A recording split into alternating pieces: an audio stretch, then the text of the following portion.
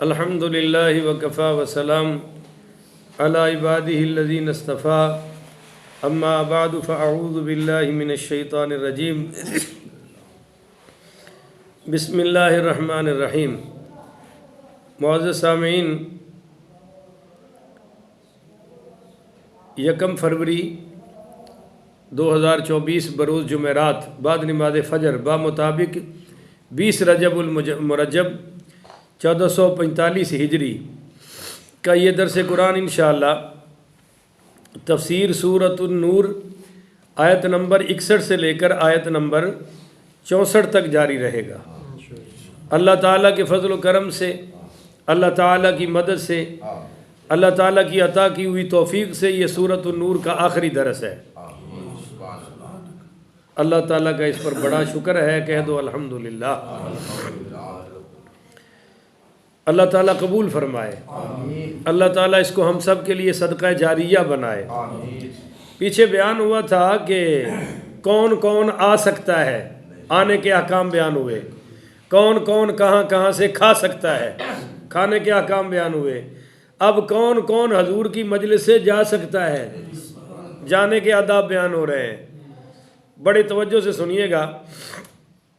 اس آیت کا شان نزول یہ ہے کہ جب ابو سفیان اور دیگر قریش مکہ نے اور دیگر قبائل نے مل کر مدینہ طیبہ پر حملہ کرنے کا ارادہ کیا، بلکہ حملہ آور ہوئے، اور سرکار دو عالم صلی اللہ علیہ وسلم کو جب یہ خبر پہنچی تو مدینہ طیبہ کے ارد گرد خندق کھودنے کا حضور نے حکم فرمایا، اور جب یہ حکم فرمایا تو بلا کی سردی تھی۔ نہیں سمجھے ہو؟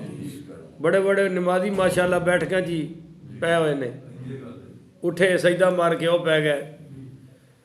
بلا کی سردی تھی اور مسلمانوں کے پاس خوراک بھی نہ ہونے کے برابر تھی، اور پیٹ بھر کر کھانا بھی نصیب نہیں ہو رہا تھا۔ اس وقت عین اس حالت میں کہ جب سخت سردی ہے، کھانے پینے کے لیے کچھ نہیں، حضور کے سچے عاشق تو آئے ہوئے ہیں، صحابہ تو آئے ہوئے ہیں، مگر جو منافق تھے وہ آئے اور چپکے سے کھسک گئے، چپکے سے کھسک گئے۔ اور جب وہ کھسکے تو اس پر یہ آیت نازل ہوئی۔ اچھا، کچھ صحابہ کو بھی کام پڑ گئے، ضروریات سے آنا جانا پڑا، تو اس وقت پھر یہ آیت نازل ہوئی کہ انما المؤمنون الذین آمنوا، سچے مومن تو وہ ہیں۔ یہ انما المؤمنون یہاں یہ کلمہ حصر ہے کہ مومن صرف یہی ہے۔ کون سے؟ الذین آمنوا باللہ ورسولہ، جو ایمان لائے ہیں اللہ تعالیٰ پر اور اس کے رسول پر۔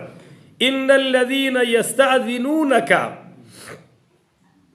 بلا شبہ وہ لوگ جو اجازت طلب کرتے ہیں آپ سے، اولئک الذین یؤمنون باللہ ورسولہ، یہی وہ لوگ ہیں جو ایمان لاتے ہیں اللہ تعالیٰ، ایمان لاتے ہیں اللہ کے ساتھ اور اس کے رسول کے ساتھ۔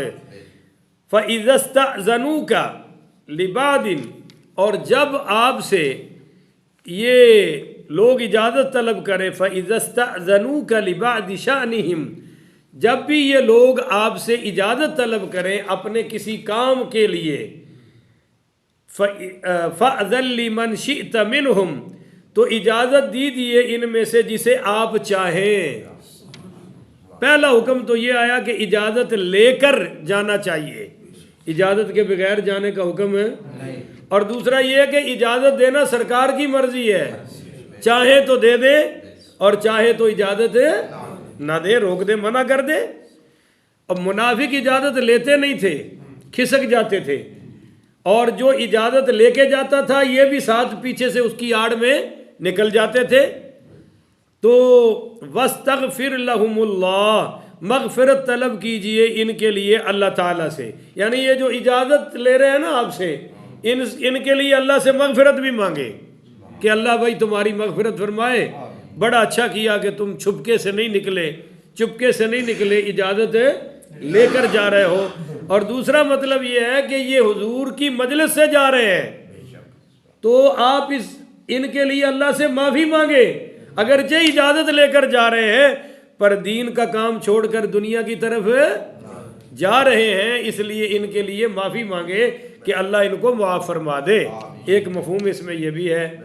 نبی کریم رؤوف الرحیم پڑھیے صلی اللہ علیہ وآلہ وسلم کی مجلس مبارکہ کا یہ ادب بیان کر دیا گیا، کیوں کہ یہ آپ نے سن لیا کہ انما المؤمنون الذین آمنوا باللہ ورسولہ، کہ پکے اور سچے مومن وہ ہے، بس سچے مومن تو وہ ہے جو ایمان لائے ہیں اللہ تعالیٰ پر اور اس کے رسول پر۔ وَإِذَا كَانُوا مَعَهُ أَعْلَى أَمْرٍ جَامِعٍ لَمْ يَذْهَبُوا حَتَّى يَسْتَأْذِنُوهُ، اور جب ہوتے ہیں آپ کے ساتھ کسی اجتماعی کام میں تو لم يذهبوا حتى يستأذنوه، تو وہاں سے چلے نہیں جاتے جب تک کہ آپ سے اجازت نہ لے لیں، یعنی کسی اہم کام میں، اجتماعی کام میں آ جائیں تو اجازت کے بغیر جا سکتے۔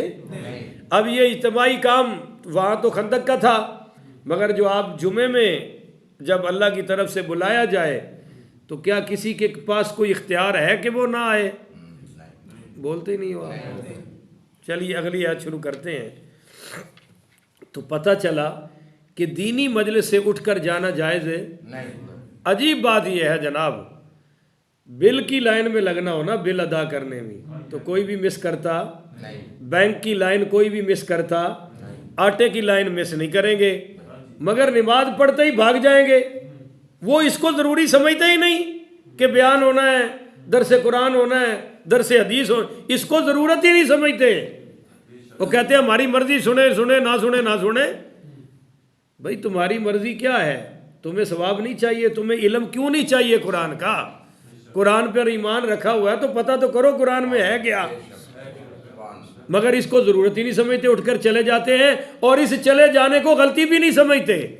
چلو غلطی سمجھے تو توبہ کی توفیق ملے، جب دل چاہا سن لیا اور جب دل چاہا نہ سنا، الٹا مولوی کے کھاتے میں ڈال رکھا یہ درس قرآن۔ بھائی میں دیتا ہوں پر میرا نہیں ہے، اللہ کا ہے۔ میں درس حدیث دیتا ہوں، یہ میرا نہیں ہے، اللہ کے رسول کا ہے۔ اللہ تعالیٰ جب قوم کے دل میں قرآن حدیث کا علم کی محبت اور طلب تڑپ پیدا کرے گا پھر عمل کی توفیق ہوگی۔ علم کے بغیر کبھی بھی عمل آ سکتا نہیں ہے، صفر ہے۔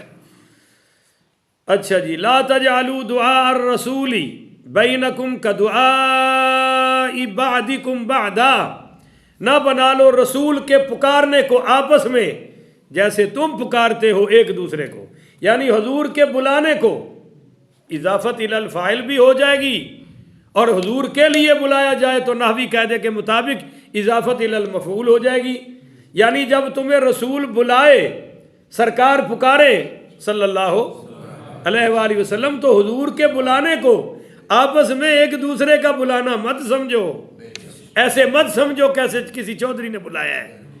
مگر قوم تو ڈی سی او کے بلانے پر جاتی ہے، وزیروں کے بلانے پر جاتی ہے، یہ جتنے پاخنڈی الیکشنوں کے اب جلسے کر رہے ہیں، فراڈ بازیاں اور سارے جھوٹ کے جلسے، سارے جھوٹ کے جلسے، ملک بربادی کے آخری کنارے پہ کھڑا ہے، اور یہ وہ کذابوں کا ٹولہ ہے جو اس وقت بھی سہانے خواب دکھا رہا ہے اور اس وقت بھی جھوٹے وعدے کر رہا ہے، اور قوم ہے کہ وہ لگی ہوئی ہے۔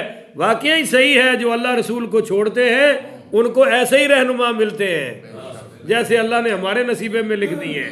گلی گلی جھوٹے وعدے ہو رہے ہیں، اتنے 100 یونٹ فری ہوگا، حالانکہ فری تو کیا، انشاءاللہ اور لالے پڑ جائیں گے جان کے، ہوگی نا، لو الٹا مہنگی ہو رہی ہے، اور یہ کذاب گلی گلی جھوٹ بول رہے ہیں، اتنی مہنگی دیں گے، ملک کو پاؤں پہ کھڑا کریں گے۔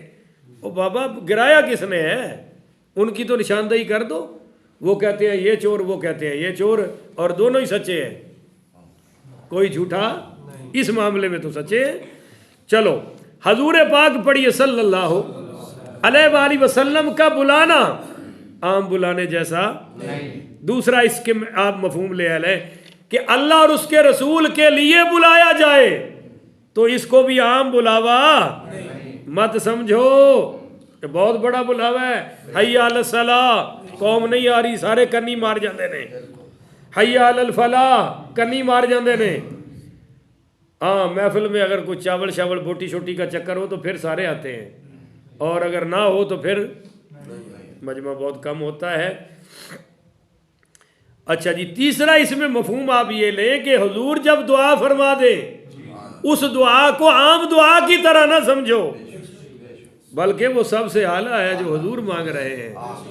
حضور تو مستجاب الدعوات ہیں، آپ کی ہر دعا قبول ہے۔ اچھا جی، قد یعلم اللہ الذین یتسللون منکم لواذا، اللہ تعالیٰ اچھی طرح جانتا ہے انہیں جو کھسک جاتے ہیں تم میں سے ایک دوسرے کی آڑ لے کر، وہ جو کنڈ کر کے ٹر جاندے نے، اللہ انہوں چنگی طرح جاندہ ہے، اللہ ویکھ رہے ہے کہ یہ دین چھڑ کے دنیا والے پاسے نس رہے نے نا، تو دنیا انہوں انج ذلیل کرے گی کہ تھکدے تھکدے قبریں چی آرام لبے گا اور دنیا دے مقاصد پورے نہیں ہون گے۔ قد یعلم اللہ الذین یتسللون منکم لواذا، وہ جو تم ایک دوسرے کی آڑ میں، یعنی اجازت تو صحابی لیتا ہے اور 4 ساتھ اور اٹھ کے چلے جاتے ہیں، تو اللہ کہتا ہے میں ان سب کو جانتا ہوں۔ آگے فرمایا فَلْيَحْذَرِ الَّذِينَ يُخَالِفُونَ عَنْ أَمْرِهِ أَن تُصِيبَهُمْ فِتْنَةٌ، ہائے ہائے ہائے ہائے، پس ڈرنا چاہیے انہیں جو خلاف ورزی کرتے ہیں رسول کریم صلی اللہ علیہ وآلہ وسلم کے فرمان کی، کہ انہیں کوئی مصیبت نہ پہنچے، او یصیبہم عذاب علیم، یا اس بات سے ڈریں کہ انہیں کہیں دردناک عذاب نہ آ جائے۔ تو مصیبتیں آ رہی ہیں یا نہیں آ رہی؟ آئی ہوئی ہیں، آگے بھی آنے والی ہیں۔ ظہر الفساد فی البر والبحر بما کسبت ایدی الناس، کہ خشکی اور تر میں جتنی مصیبتیں ہیں یہ سب تمہارے ہاتھوں کی کمائی کی وجہ سے ہے۔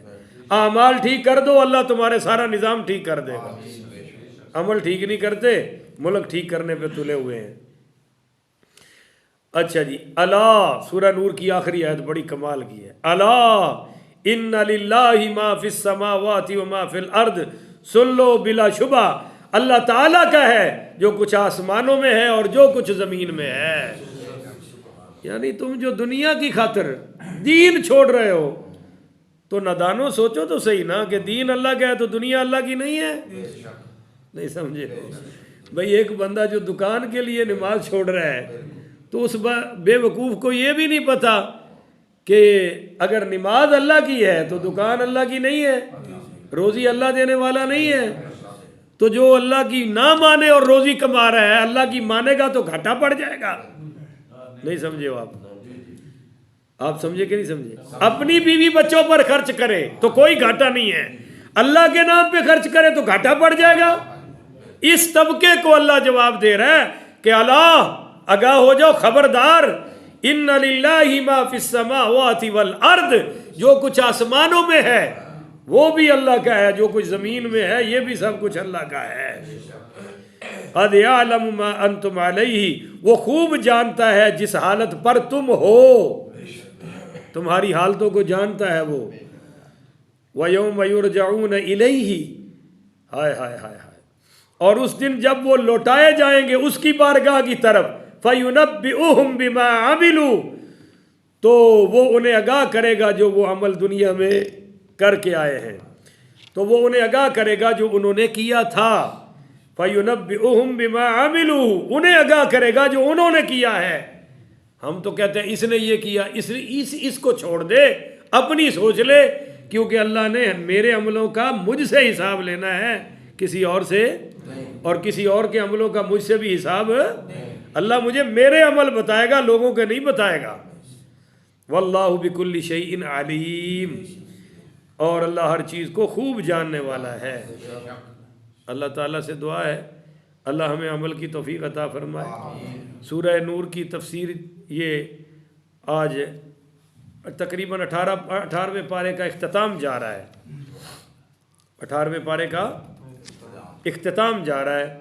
آگے ہم جو ہی سورہ فرقان شروع ہو جائے گی ہفتے والے دن کہو انشاءاللہ، ذرا پھر کہو نا یار انشاءاللہ، کیونکہ سخت سردی میں کام ڈھیلا ہی ہو گیا۔ تو انشاءاللہ جیسے ہی سورہ نور کا سورہ فرقان کا چند رکوع ہو جائیں گے تو سورہ 18واں پارہ مکمل ہو جائے گا۔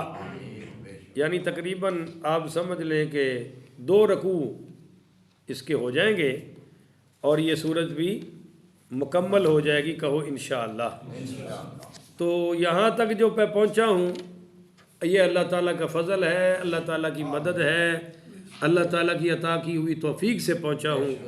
کبھی سوچا بھی نہیں تھا کہ اللہ مجھے تفسیر قرآن کی سعادت عطا فرمائے گا، مگر الحمدللہ الحمدللہ الحمدللہ۔ بس آپ دعا فرمائیں کہ والناس تک اللہ پہنچنے کی توفیق عطا فرمائے، اور پھر اللہ اس کو لکھنے کی بھی توفیق عطا فرمائے۔ میرا بیٹا لکھ رہا ہے پر سر رفتار اس کی بڑی سست ہے، اللہ جلدی یہ کام کرنے کی توفیق عطا فرمائے۔ آخر ودعوانا ان الحمدللہ رب العالمین۔